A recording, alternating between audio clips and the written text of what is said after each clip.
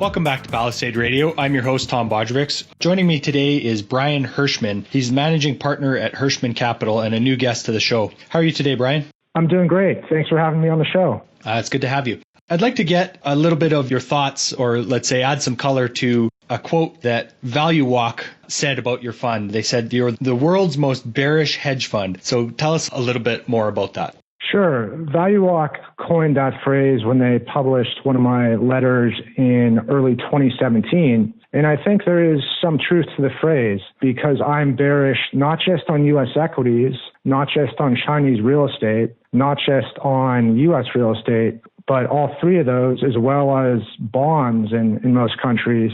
And I think that probably qualifies me as one of the more bearish fund managers out there. On the other hand, though, I recognize that valuations for international equities are getting to be quite reasonable. And certainly I think some gold mining equities are extremely undervalued. So I'm not bearish on everything, but I am bearish on a lot of things.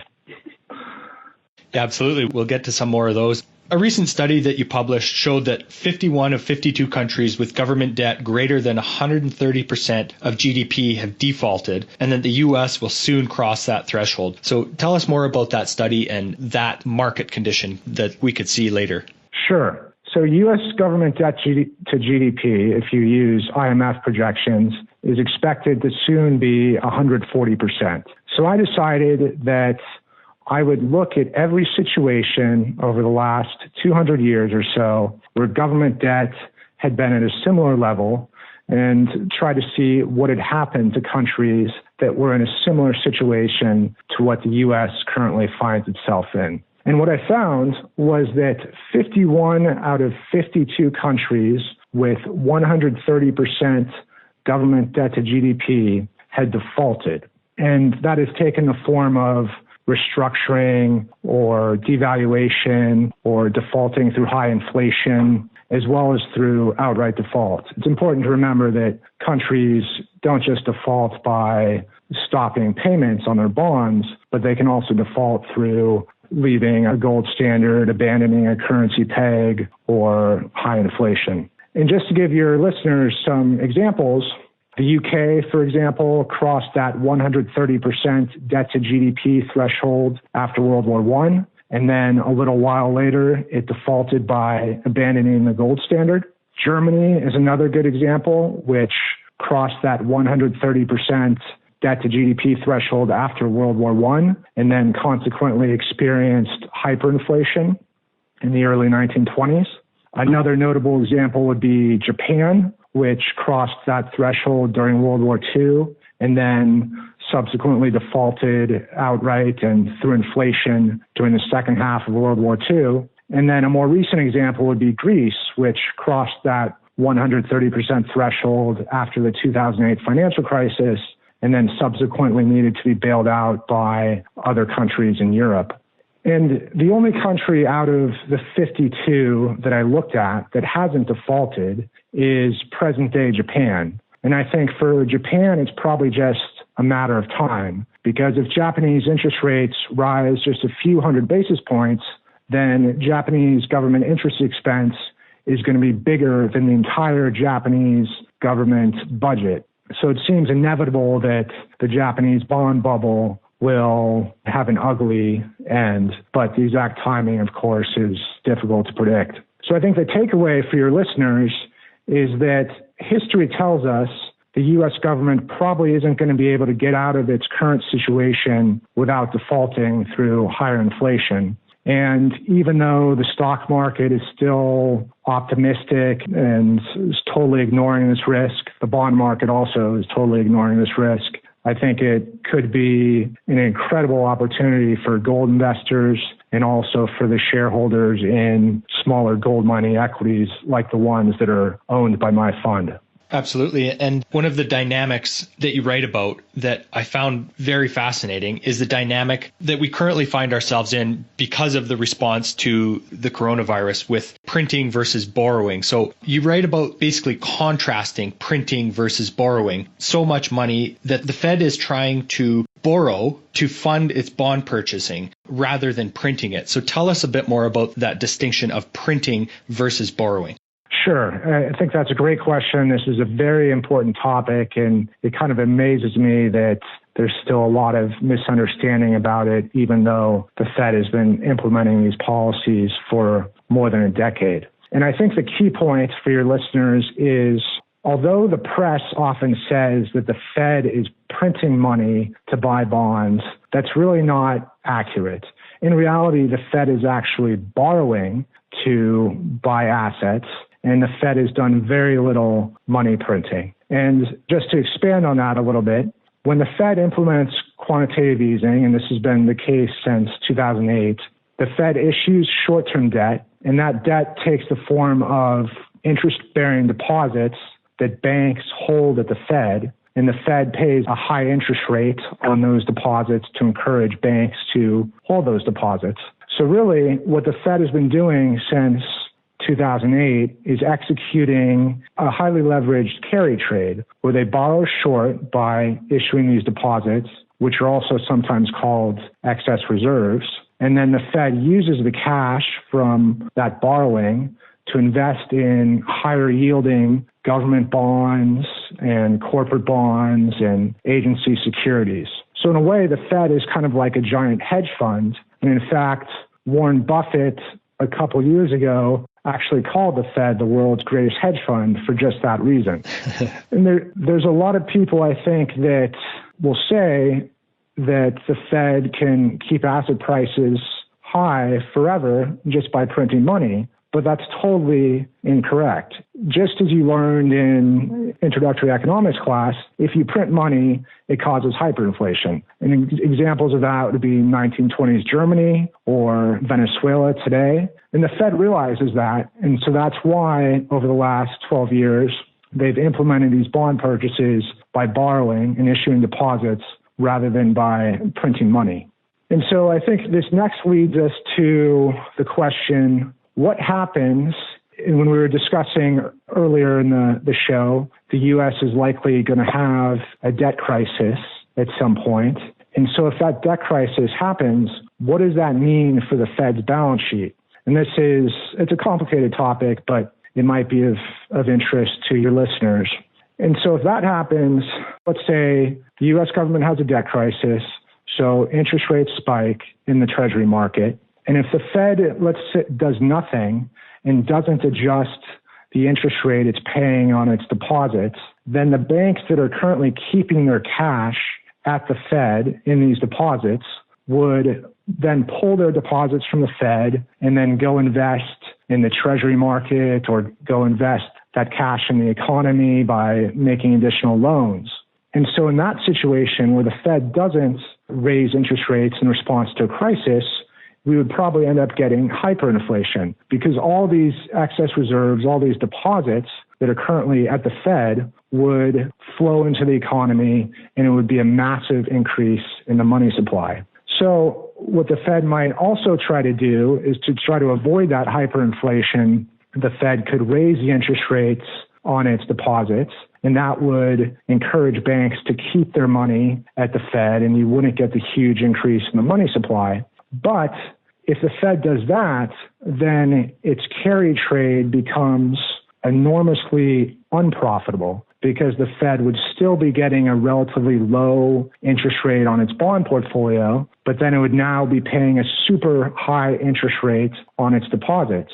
So the Fed would be bleeding cash, for lack of a better term. And that hole would have to be plugged by the Treasury, which would require the government to issue more debt at a time that the U.S. government might already be having a tough time issuing debt. So the Fed has implemented this gigantic carry trade. It's kind of worked so far, but what I'm trying to show and explain is that if the U.S. government has a debt crisis, the Fed's carry trade could quickly fall apart, and the Fed could be left with a number of very unattractive options where it keeps interest rates low and causes hyperinflation, or it raises interest rates on its deposits, but then that causes massive losses on the Fed's bond portfolio. So neither one of those would really be very appealing to the Fed. But what we can say with more certainty is that if that situation arises, it should be incredibly positive for gold and also probably for gold mining equities, since hyperinflation would probably cause people to rush from bonds to gold, and anything that makes it look like the U.S. government is going to have a very bad debt crisis would also increase investor demand for gold. And as you say, Brian, it's a tough topic to really explain easily. But in your most recent letter, your half-year letter, let's say, you say that the Fed will need to raise interest rates on its deposits to match spiking Treasury yields, and hyperinflation would result as the banks redeem their federal deposits and lend them to the economy. So are the spiking Treasury yields the same as the spiking bonds? Yes.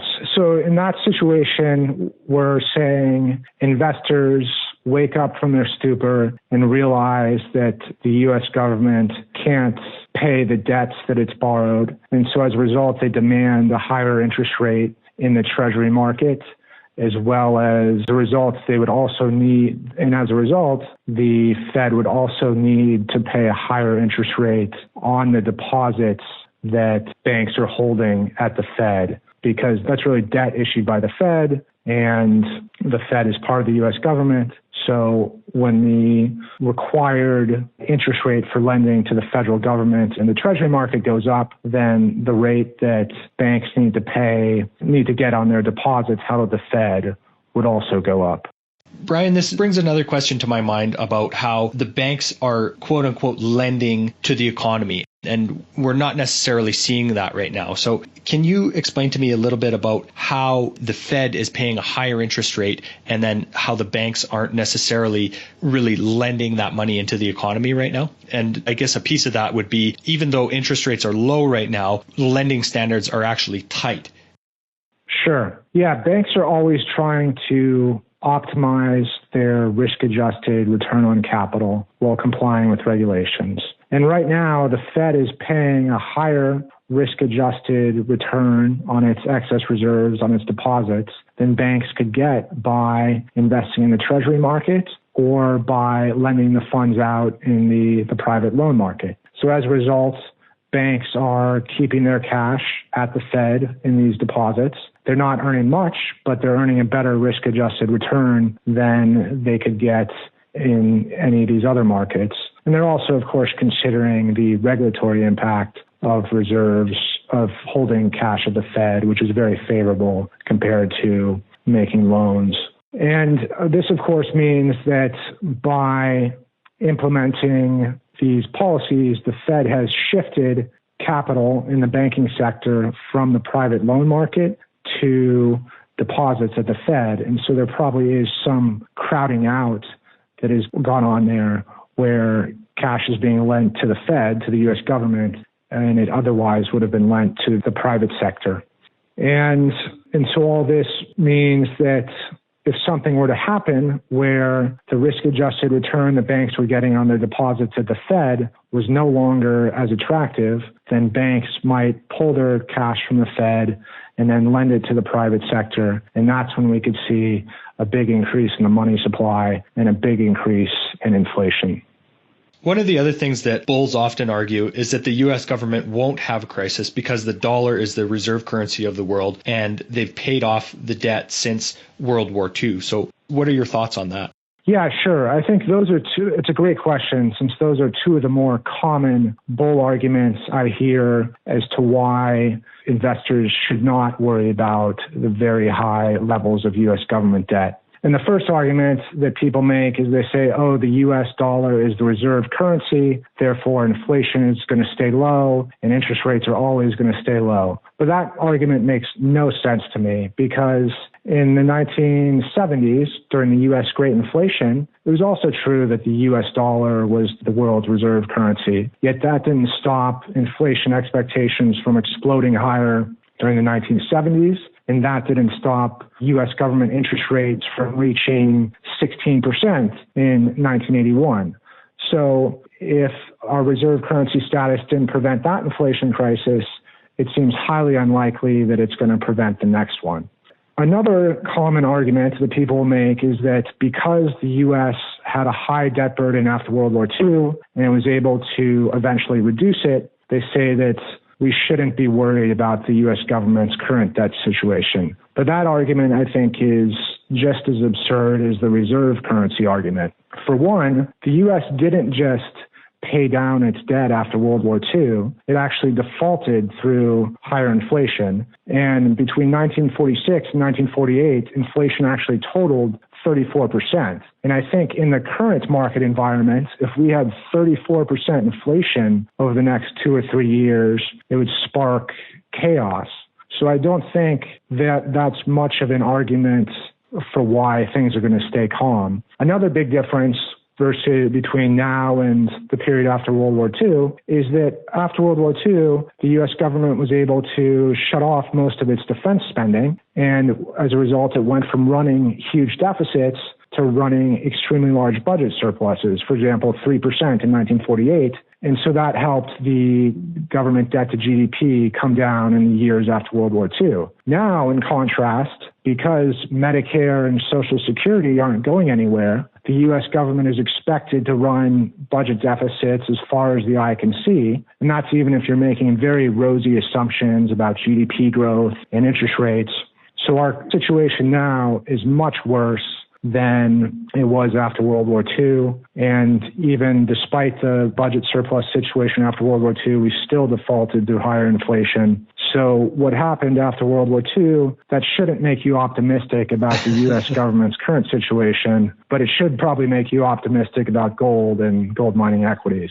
So, Brian, in your opinion, how bad might the next crisis be? Again, you write about we could see a global government debt crisis that pops China's debt bubble, U.S. equities, and also U.S. real estate. And I think one of the key pieces of data that blew my mind in regards to China's debt bubble was that China has used more cement in the last 2 years than the U.S. did in the entire 20th century. And further, it's issuing of $7 of debt per dollar of GDP growth. That just blows my mind to think about those types of numbers. So tell us a little bit more about the world debt crisis and how bad that next crisis could be. Yeah, it's a great question. We are truly living in unprecedented times. Not only do we have unsustainable government debt in the U.S., but government debt in many other countries is also at very dangerous levels. For example, Brazil, for example, Japan, which we talked about earlier. UK government debt is very high. Eurozone government debt is extremely high. And it's not just the Fed that is implementing this reckless carry trade. The BOJ and the ECB are essentially implementing the same kind of aggressive carry trade. And on top of that, we have China, which in the Chinese real estate market is arguably the world's most important asset class, as Jim Chanos has said, because of its sheer size. And although Chinese growth has slowed recently, there are still major imbalances in that economy in terms of borrowing, in terms of all the overinvestment in infrastructure, and in terms of just the general overcapacity. And so we could have a situation where the U.S. government bond market has a crisis, and that in turn spreads to the Eurozone government bond market, and that in turn pops the Chinese real estate bubble, and at the same time, the U.S. equity bubble bursts, and at the same time, the U.S. real estate bubble bursts, because all of these bubbles are in some way benefiting from lower interest rates. So if we do get that interest rate spike, you could very easily see a lot of different bubbles unravel at the same time. And if that happened, it could potentially make the first half of 2020 seem uneventful by comparison. And you don't have to take my word for it. Jim Rogers has said something similar, that he expects the next bear market to be the worst of his lifetime due to the record level of debt that we have across the globe. One analogy that I used in a previous letter that I got from Mark Spitznagel of Universal Investments is that U.S. economic policy, global economic policy, is like a discredited firefighting policy. What do I mean by that? So it used to be the policy in the U.S. for most of the 20th century that whenever there was a forest fire, it would be suppressed as quickly as possible, even if it was a small fire. But over time, people learned that that was not such a good idea because it led to a buildup of tinder. And so when there inevitably was a forest fire, it was far worse than it otherwise would have been. And an example of that would be the 1988 Yellowstone fire, which burned 44 times more land than any previous recorded fire at Yellowstone. But economic policymakers haven't learned that lesson. And so for the past 30, 40 years, every time there's been a minor economic crisis, they've tried to suppress it as quickly as possible with bailouts or with deficit spending or with monetary stimulus, such as lower interest rates. And the examples go on and on. You had the rate cuts after the 87 stock market crash. You had the rate cuts after the 91 recession. You had the stimulus and rate cuts after the 2000 dot-com crash.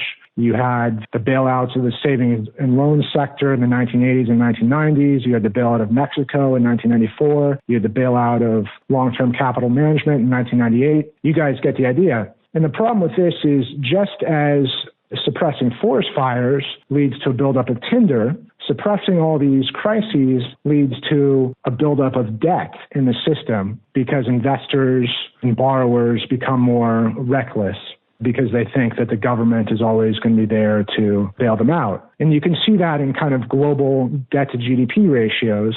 For most of the last 2 centuries, they were around 120% global debt to GDP. And here we're talking about private and public debt. We're not just talking about government debt. But over the last few decades, as governments have gotten really aggressive about suppressing every little crisis, the global debt to GDP has risen to close to 250%, so far greater than the historical average. Now we're in this very interesting and potentially dangerous situation because for the last 30 to 40 years, governments have always kind of been there to step in and try to bail out the private sector whenever there was a crisis. They've tried to suppress it as much as they can. But now, as we were talking about earlier in the show, government debt is it's getting to the breaking point. It's getting to the point where default seems virtually certain. So in the next crisis, although people are expecting the government to bail them out again, it may be that actually the government is the source of the crisis. And people will be investors that have been accustomed to interest rates always falling are going to get a shock because if the government is having a debt crisis, it's not going to be able to bail out the private sector. It's not going to be able to cut interest rates. In fact, interest rates would probably spike. It's not going to be able to implement a massive fiscal stimulus. In fact, it'll probably have to implement austerity. So what you might have instead of getting a government bailout is you might have a death spiral where a government debt crisis causes the private sector's growth to slow, and then the slower private sector growth in turn makes the government debt crisis worse. So all these years of crisis suppression may have created the seeds for a very difficult situation. But that should be, again, incredibly positive for gold and for gold mining equities. Yeah, and you also write about when these bubble burst, it will unleash the mother of all gold rallies. So how high could we see the gold price go, and what are some of the best ways for investors to protect themselves in this situation by buying gold? Sure. So I think there's a lot of good reasons to think that the next inflation crisis will be even worse than the 1970s Great Inflation. But to be conservative, if we just assume that gold goes back to its 1980 valuation, then that would imply that the U.S. dollar gold price should go above $6,000. If the crisis is much worse, it's possible it'll go higher. But we're value investors, so we're probably not going to hang on for the last dollar. But I think $6,000 is a good target price for where gold might go in a crisis. And then as far as the best way for investors to protect themselves against a potential inflation crisis or government debt crisis, I think Berkshire Hathaway recently told us with their Barrick Gold investment that they think gold miners are probably a better trade than buying a gold ETF. And that makes sense because you get positive free cash flow with a gold miner investment, and you get a call option on a gold miner's undeveloped gold ounces and their exploration assets. And for a gigantic firm such as Berkshire, Barrick may have been the best option. But I think if any of your listeners are smaller investors, there's probably better opportunities. And those are the small yet still high quality gold mining equities that are undervalued solely because they aren't eligible for gold mining ETFs. And I'll explain that a little bit more. Most gold mine investors tend to buy the ETF because it's highly liquid and it's very simple. You don't have to worry about analyzing every individual mine and every individual management team. But I think that good idea has been taken a bit too far. As a result, the gold mining equities that are in the ETFs are trading at outrageous multiples relative to the gold mining equities that aren't eligible for the ETF. And in some cases, the smaller companies are trading at 1/10 of the multiple of companies like Barrick that are eligible for the ETF. And these smaller companies, they often have good margins, great mine life, very good exploration potential. They're in very safe jurisdictions. They have good management. So you can effectively buy something similar to what Berkshire is buying for 1/10 of the valuation. And you don't need to be a hedge fund manager to realize that's probably a pretty good trade.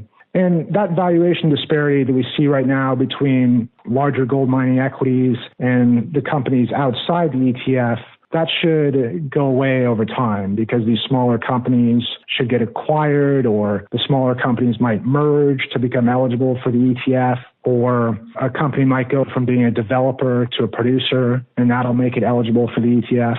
And another way to think about this is the valuations on these smaller mines are so low that I can often assume a gold price of only $1,300 or $1,250, and they're still trading at massive discounts to their future cash flows. So with these orphan companies outside the ETF, you have a level of downside protection that I don't think you get from the gold ETF or from the gold mining ETF. And unfortunately, most gold mutual funds, they're too big to kind of capitalize on that kind of opportunity. My fund is smaller, so we're able to invest in these smaller securities. And so that's one of the reasons why I think we're extremely likely to crush the gold mining ETF over the next 6 years, as we have over the last 6 years or so. Very interesting, Brian.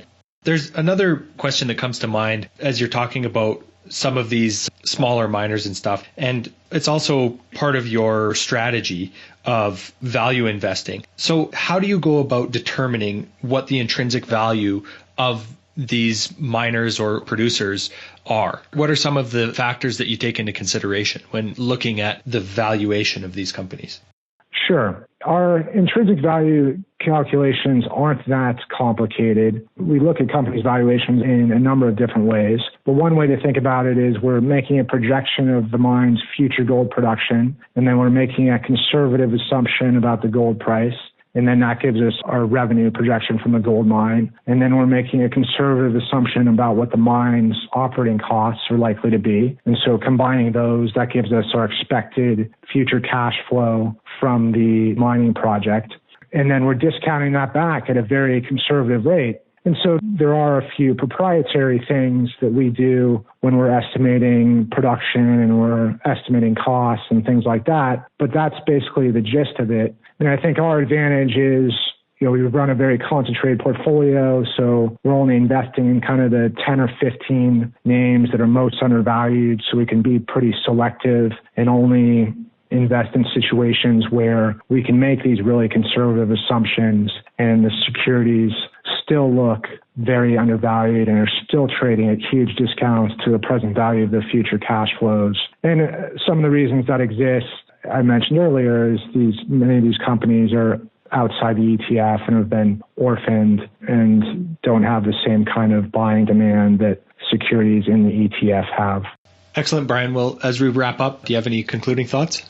No, I think that's it. One thing I wanted to mention that I forgot to mention earlier is when we were talking about the Federal Reserve, I was going to make the point that you don't have to take my word for it. You can listen to Warren Buffett also. And at his recent annual meeting, he made the point that if countries could issue unlimited amounts of debt at negative interest rates, it would have been discovered many years ago, not just now. And to me, that was Buffett's kind of subtle way of saying that if central banks could always keep interest rates low, no government would ever default. But governments default all the time. So of course, we know that central banks are not omnipotent and they're not going to be able to prevent every crisis. And if you look at 2020 alone, you had defaults in Argentina, Ecuador, Lebanon, even though they all had central banks. So that obviously tells us that central banks can't solve every crisis. And there's lots of examples of history where central banks in wealthy countries have also been overwhelmed. We had the 1970s U.S. Great Inflation, which the Fed wasn't able to prevent. You had Iceland's crisis in 2008 when its central bank couldn't prevent that country's financial crisis. You had the 2015 Swiss currency peg collapse when the Swiss central bank couldn't keep the currency pegged at that level. So I think the biggest misconception in markets right now is that central banks can always control asset prices. And once investors realize that that's false, then it should be incredibly positive for gold. Great, Brian. We can find more information about you and your fund at H Capital LLC on Twitter, and hcapital.llc is your website, correct? Correct. Excellent, Brian. Thanks for your time today. Thanks, Tom. It was great to speak with you. This podcast is for general informational purposes only. Nothing on this podcast should be taken as investment advice. Guests on this show are not compensated for their appearance. Listeners are urged to educate themselves and make their own decisions. Do not base any investment decisions on the information contained. To view our full disclaimer, please visit our website.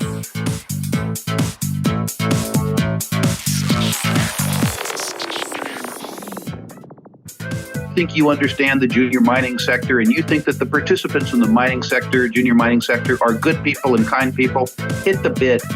How violent that term could be, it actually could be quite violent. It could be a rip-your-face-off uranium rally. And the world is always going to need raw materials. It's going to need copper and gold and nickel and so forth. Totally destabilized. Hey, Troll, did you hear what's going on in Yemen?